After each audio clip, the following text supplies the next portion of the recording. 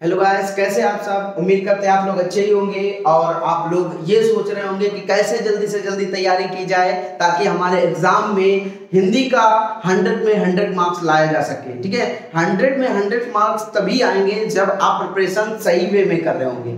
क्योंकि क्या होता है, हर साल सब्जेक्ट में क्या होता है, थोड़ा सा कमी आ जाती है या थोड़ा सा सब्जेक्ट बढ़ जाता है। वो चीज ध्यान न देते हुए आप लोग पढ़ते चले जाते हैं, उसके बाद में आपको बहुत सारी खामियों का सामना करना पड़ता है। ठीक है, तो वो चीज आप लोगों के सामने नहीं होनी चाहिए। जो चीज आपके सिलेबस में है वही चीज आपको पढ़ना चाहिए। ठीक है, आज हम लोग दो चीजें देखेंगे। पहला देखेंगे द्विगु समास, दूसरा देखेंगे द्वंद्व समास। ठीक है, ये हर बार परीक्षा में पूछे जाते हैं। आप लोगों को बस एक बार कान खोल के सुनना है और आपके दिमाग में ऐसे फिट हो जाएगा जैसे आपको लगेगा कि ये हमने बचपन से ही याद कर रखा है। ठीक है, बिल्कुल ऐसे ही फिट हो जाएगा।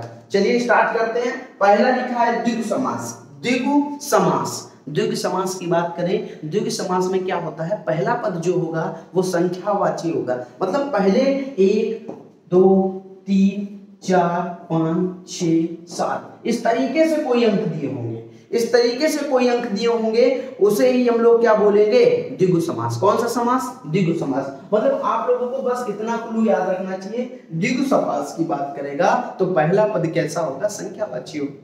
जैसे उदाहरण में देख सकते हैं, क्या लिखा है, पंचतंत्र। क्या लिखा है, पंचतंत्र। मतलब पहला जो यहाँ पर पद है वो कैसा है, पंच। ठीक है, पंच मतलब किसको दिखाई पड़ रहा है, 5 को। ठीक है, तो ये हमारा क्या हो गया, 5 तंत्रों का समाहार। पंचतंत्र का मतलब क्या हो जाएगा, 5 तंत्रों का समाहार। इसी तरीके से बहुत सारे उदाहरण है, लेकिन आपको ऑब्जेक्टिव क्वेश्चन पूछा जाएगा तो वहां पर आपको क्या, आपको ये पता होना चाहिए कि जैसे हमारे सामने कोई भी चीज दे रखी होगी तो ये बताना होगा कि द्विगु समास है कि द्वंद्व समास है। ठीक है, तो ये चीज आपको तभी आएगी जब मेरी बात को ध्यान से कान खोलकर सुनोगे। ठीक है, चलो तो हमारा द्विगु समास क्या हो जाएगा, द्विगु समास जिस समास में पहला पद कैसा होना चाहिए, संख्यावाचक। मतलब गिनती बता रहा हो, 1 2 3 4 गिनती बताने वाला हो, और दोनों पदों के बीच विशेषण विशेष का संबंध हो। दोनों पदों के बीच में विशेषण और विशेष का संबंध हो। समस्त पद समूह या समाहार का ज्ञान कराए। समस्त इसका पद समूह या समाहार का ज्ञान कराए, उसे द्विगु समास कहते हैं। ठीक है, डिफिनेशन आपके माइंड में बिल्कुल सेट हो गई होगी। ठीक है, और उसका उदाहरण की बात करेंगे। उदाहरण क्या हो जाएगा, पंचतंत्र मतलब 5 तंत्रों का समाहार, या नवनिधि क्या हो जाएगा, नवनिधि क्या हो जाएगा, 9 निधियों का समाहार। या फिर आपसे हम बोल रहे हैं, आपको बताना है, मैंने आपसे बोल दिया क्या कि चौराहा, तो आप क्या बताएंगे, चौराहा का समास विग्रह क्या होगा। मैंने आप लोगों को समस्त पद दे दिया तो उसका समास विग्रह क्या होगा, चौराहा का हो जाएगा 4 राहों का समूह। या पूछ दें आपसे त्रिफला, त्रिफला क्या क्या हो जाएगा, 3 फलों का समूह या समाहार। इस तरीके से रहते हैं। ठीक है, तो उसके बाद में हमारे सामने एक और उदाहरण आपको बताते हैं, अगला देखते हैं।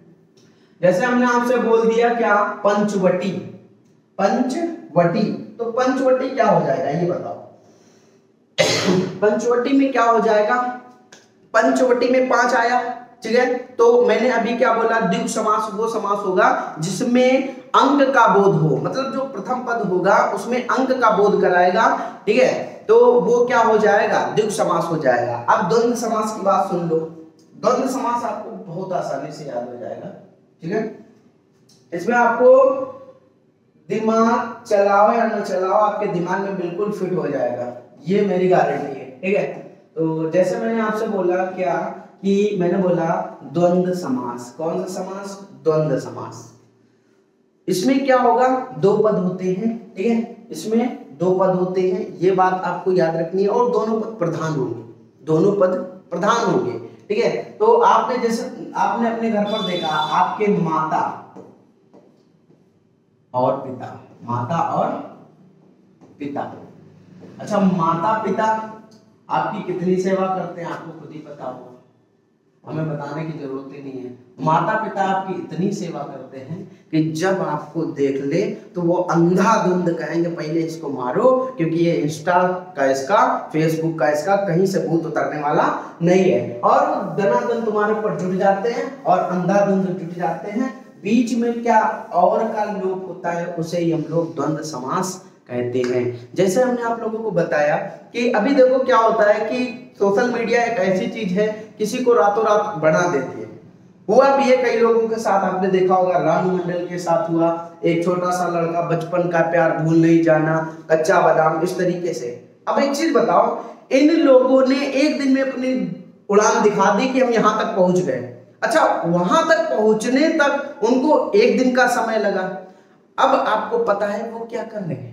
कहीं सोशल मीडिया पर आपने देखा, कहीं पर देखा उनका इतना ज्यादा प्रोग्रेस होते हुए कि ये बढ़ते ही चले जा रहे हैं। ऐसा नहीं होता है। जो अचानक से तुमको एक ऊंचाई की ओर राह ले जाए, ठीक है, एक ऊंचाई की ओर तुमको ले जाए, वो कभी आपको सक्सेस सही से दे ही नहीं सकती। ठीक है, आपको धैर्य रखने की जरूरत है। जो भी आपके साथ होगा समय के साथ होगा, समय के साथ किया गया कार्य आपके लिए हमेशा ही सही रहेगा। ठीक है, ये बात आप लोग हमेशा याद रखना। तो द्वंद्व समास की परिभाषा क्या हो जाएगी, जिसमें दोनों पद समान हो, जिसमें दोनों पद समान हो वहां द्वंद्व समास होता है। दोनों पद समान, जैसे माता और पिता, आपके माता जी और पिताजी दोनों एक जैसे समान है ना, है कि नहीं? ठीक है, और वो लोग मारने पर आ जाएं तो दोनों बराबर ही मारते हैं, कम नहीं मारते, ज्यादा ही मारेंगे। अगर मम्मी ने मारा है तो उससे दुगना पापा मारेंगे, कहीं मार इसको देखा जाएगा। समझ गए? दोनों शब्दों का मेल होता है। समास होने पर दोनों पदों के बीच में जो होता है और आ जाता है तथा या। बहुत सारे ऐसे होते हैं समुच्चय बोधक अवयव का लोप होता है, मतलब छिपा होता है, उसे ही हम लोग क्या बोलते हैं, द्वंद्व समास बोलते हैं। ठीक है, द्वंद्व समास की डेफिनेशन आपको बिल्कुल क्लियर हो गई। ठीक है, उदाहरण की बात कर ले तो उदाहरण क्या हो जाएगा, देश विदेश, मतलब देश और विदेश, देश और विदेश। माँ बाप, माँ और बाप। उसके बाद खरा खोटा, खरा और खोटा, अच्छा खराब, अच्छा और खराब, मतलब तथा और या, इस तरीके के शब्दों का लोप दिया होगा उसे हम लोग द्वंद्व समास कहेंगे। आप इतना ही रखते हैं।